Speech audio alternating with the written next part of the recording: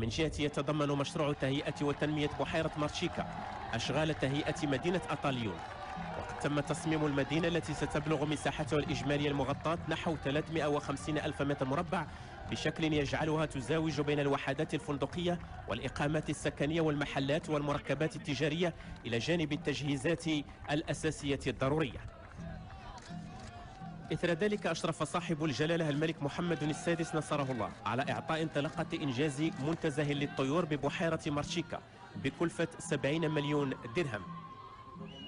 مشروع إيكولوجي يمتد على مساحة 74 هكتار، 10 كيلومتر من المسالك والمسارات، وهو ما يجعله أكبر منتزه من هذا النوع على مستوى الضفة الجنوبية للبحر الأبيض المتوسط.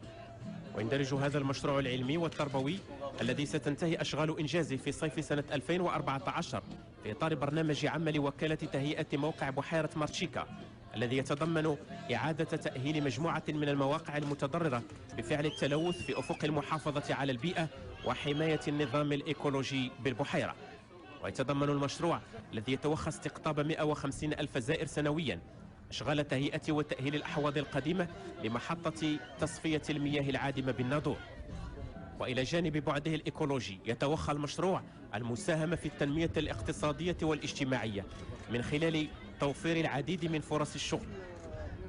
وقد قدمت بالمناسبة لجلالة الملك حفظه الله شروحات حول تقدم الأشغال في مشروع تنظيف ومكافحة التلوث بالضفاف والشواطئ وسطح بحيرة مارشيكا، والذي تسهر عليه شركة مارشيكا البحر الأبيض المتوسط بمساهمة كل من وزارة الداخلية وكتابة الدولة المكلفة بالماء والبيئة وعمالة إقليم الناظور ووكالة الإنعاش والتنمية الاقتصادية والاجتماعية للجهة الشرقية.